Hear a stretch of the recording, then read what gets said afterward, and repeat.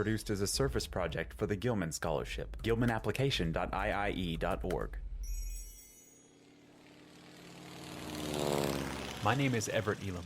I want to tell you a story about an experience I had which changed my life and the lives of the people who I was fortunate enough to share it with. But I don't just want to tell you about it. I want to take you there.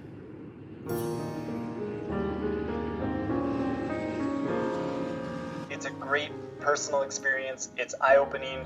You learn so much more in a single semester studying abroad than you probably do in the rest of your time at university combined. I think that when you choose to go to a foreign country, you can't take no for an answer. You learn how to fight, and we're not talking arguments and things like that, but you're fighting to get your basic needs. I was born totally blind. I have glaucoma in one eye and cataracts in the other.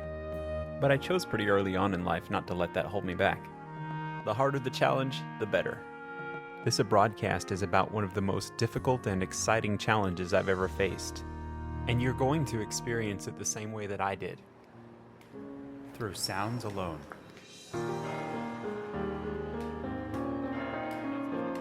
During my third year of college, I decided to study Spanish. Let me take you back in time to the fall semester of 2015.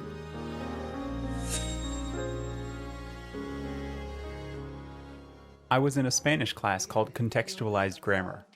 In this class, we were learning the laws which govern the various parts of speech in Spanish. I had no idea how much this would help me later on. At the end of class, a student stood up and briefly spoke to us about his experience studying in another country. He'd won a scholarship called the Gilman Scholarship and used the funds to study in Spain the previous summer. Our study abroad coordinator had mentioned this as an option for me before, but I hadn't really considered it. Now, however, after listening to someone who had actually been there and done it, I wanted to know more. So I did what anyone in the 21st century does when they want to know something. That's right. I asked the Google. The Gilman Scholarship Program aims to diversify the kinds of students who study abroad at the regions. The Gilman and countries Scholarship where they Program go. aims to diversify the kinds of students who study abroad and the regions and countries where they go. Any student interested in the Gilman Scholarship must be an undergraduate, a U.S. citizen, and currently receive a federal Pell Grant. I immediately began work on the application process. The most challenging parts of the Gilman Scholarship application process were the essays. In the first essay, the applicant must explain why they wish to study abroad and describe their study abroad program. It's about 12:30 at night right now. I've written 2 or 3 drafts, and I'm not really sure where I'm going yet. I know why I want to study abroad, but it ain't coming out on the page. Fortunately, my roommate Eric works in the writing lab at school, so I'm going to get his opinion.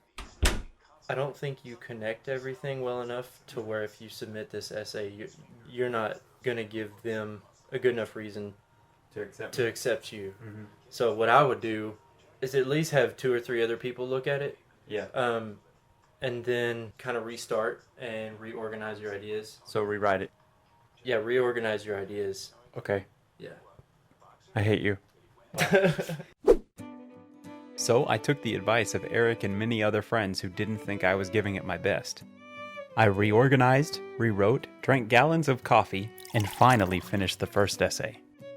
The second essay was a description for my follow-on service project, which is what you are listening to right now. This project is completed once you return from your study abroad experience. Its purpose is to inspire others to study abroad and promote the Gilman Scholarship. I met with one of my professors who was the chair of the Spanish department, and together we composed an email to the University of Salamanca, letting them know that they would have a blind student in the summer. We asked what accommodations they offered, and if they'd ever had a blind student before me. Soy Erin Finzer. I am Erin Finzer. I'm an associate professor in Spanish at the University of Arkansas at Little Rock, and I'm also department chair of world languages. Soy directora del Departamento de Español. One of the issues is that before most classes, here at home, you can go to your Disability Resource Center and give a list of the textbooks that you're going to need, and sometimes the professors will even provide you with a syllabus. But what Dr. Finzer and I are trying to figure out is what is going to change about that in Spain. Do they teach more off the seat of their pants or their handouts, or will there in fact be a class textbook? We just don't know. So that's what we're trying to figure out right now. The culture of this school is that teachers create their lesson plans and their activities on a day-to-day basis, which is not uncommon in an intensive learning environment because they're wanting to tailor to their students right there on the spot. An exciting email arrived 1 month before I was to depart for Salamanca. I'd won $3,000 from the Gilman scholarship. I couldn't believe it. I was going to Spain. So we are at the Little Rock airport. I am with my girlfriend Emily, who is also going to Spain, and we are printing our boarding passes. So we'll go to Chicago first, and we got a big layover, and then we'll go straight to Madrid. Welcome to Iberia. In order to speed up boarding, please el de menor tamaño debajo de su asiento delantero y ocupen sus asientos lo antes. So we just finished a 2-hour flight to Chicago and 5 or 6 hour layover, and now we're on the way to Madrid. I think it's important to point out that you want to know how to say that you have a disability in whatever country that you're going to. In my case, I am blind, is soy ciego, and that's been very helpful as far as getting someone to help Emily and I carry both of our bags, because there are some points where Emily is guiding me, and so she doesn't have another hand for her bag, or I'm carrying both of our bags and it's a narrow space and Emily has to go ahead of me. Knowing that is very helpful. Also, being able to read your boarding pass is very important. Don't depend on someone else to read it for you. And especially if you're traveling alone, be sure that you've got that information in a form that you can read and get to quickly. I have the American Airlines app on my phone, which talks to me. I've also written in Braille where we're going, when we're going to get there, and I've got that in my wallet. So if I do get separated from Emily, I do know where to go and which gate to meet Emily at.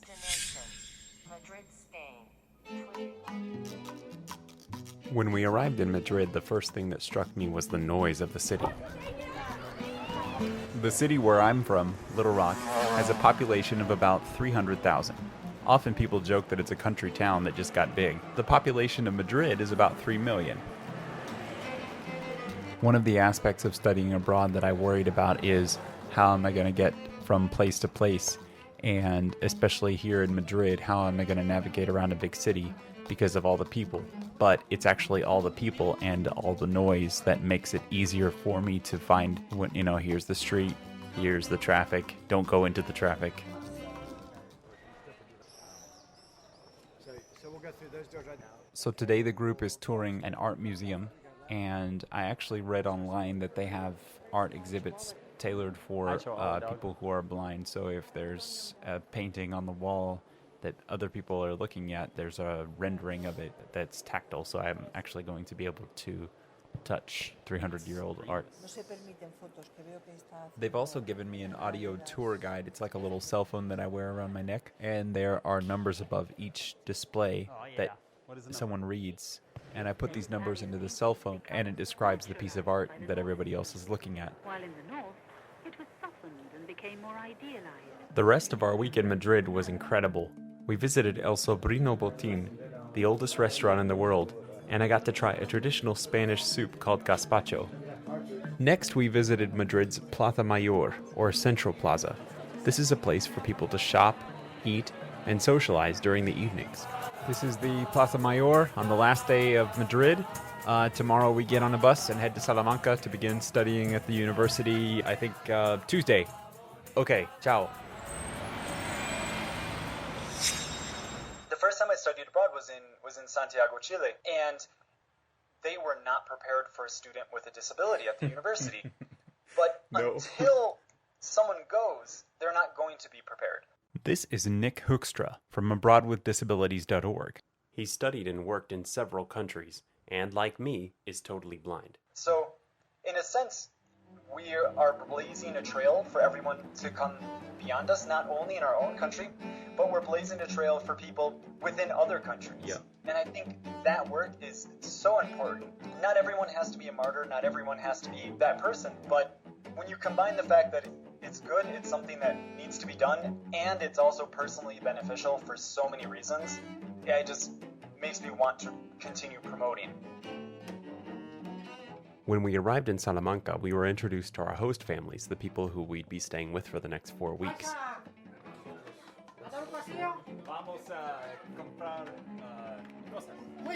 My friend Robert and I would be staying with Juan and Filito del Bosque and their daughter, Laura.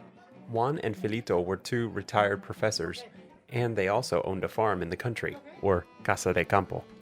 So this is our first day of classes. We actually have a 30-minute walk every day from our host family's house to the university. So if you study abroad, get ready to walk. It'll definitely be nice once we have bus tickets. My first day as a student in Salamanca was far from easy. Most of my teachers had not been notified that they'd have a blind student until the day of my first class. It was up to me to explain to my professors how they could best help me. Todas cosas que hago están braille o electrónico. Vale, entonces con el ordenador lo puedes leer. Si yo te mando documentos.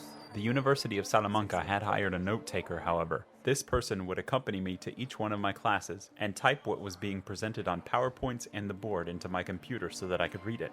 I would read the material she typed on a braille display, which changes words you see on a screen to words I see with my hands. When the teacher would hand me an assignment, I'd use an app called KNFB Reader to take a picture of the assignment and convert that into braille as well. Trabajes con personas con discapacidades. Have you ever worked with a person with a disability? No. Esta ha sido la primera vez. Antes No, no había this is the trabajado first con time. personas con discapacidad. Falta formación para atender a distintas necesidades. It's porque very en el hard máster, to understand the por ejemplo, distinct no nos han necessities needed preparado by a person para with a ningún disability. tipo de enseñanza con personas discapacitadas. The person you're listening to is Ana Sanchez, my grammar teacher. Claro, para cada cosa hay un método distinto. As stated by Nick a few scenes ago, students with disabilities sometimes must blaze their own trails when studying in other countries.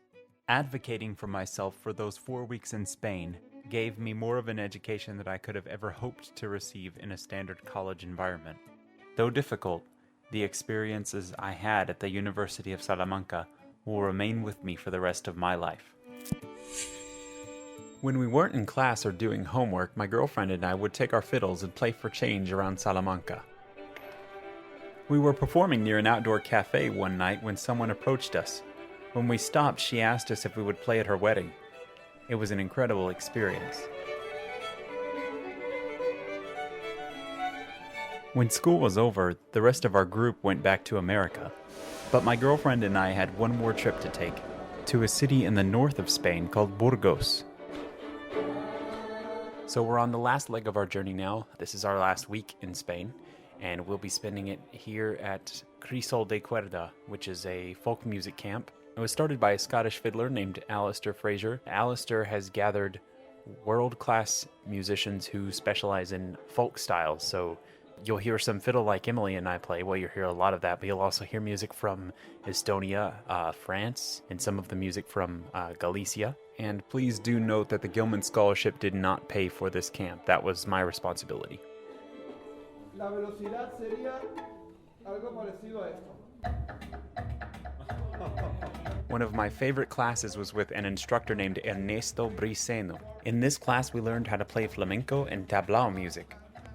This music can go from incredibly technical and intense 1 minute to slow and languid the next. It was invigorating and exhausting, and I loved every minute of it.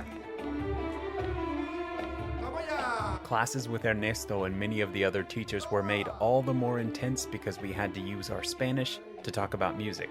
Not something we'd done before. Jigs in F.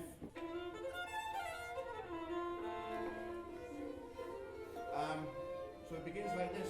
All the music they taught to us at Crisol was taught by ear. The instructor would play a passage, we'd play it back. If we got it right, we'd move on. What you're listening to right now is the Scottish fiddler Alistair Fraser teaching us a tune written by his son Galen for his grandmother.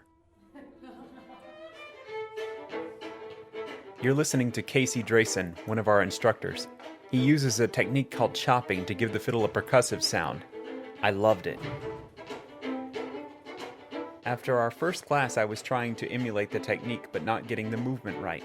Casey figured out that I was blind and came over to help. Ay, tengo hambre. Let's go see what's for dinner, shall we? So this is what happens at most dinner times. You take a bunch of musicians and you put them in a dining hall, and you give them plates and cups, and they use them as instruments. This old boy was our alarm clock, every day. I forgot to mention that Crisol was held on a farm. Eva Tolsi is from Estonia. She would dance while she played, and she made us get up and dance before we learned the music she was going to teach us. This is the very last night of Crisol. They are singing a song of thanks to the kitchen staff. I don't know what the song is called and haven't been able to find out since. Crisol de Cuerda taught me that music isn't just something to be learned and practiced. It's something to be shared. It's a gift. It took me going around the world to really learn that, but it was so worth it. Gracias, Crisol, y hasta luego. Well, that's the end of my story. Thank you for listening to this broadcast. It is my hope that you found it entertaining, informative, and helpful. With music by Jason Shaw, Andre Lurie, and Galen Fraser. This broadcast has been produced for the benefit of the Gilman Scholarship. GilmanApplication.iie.org.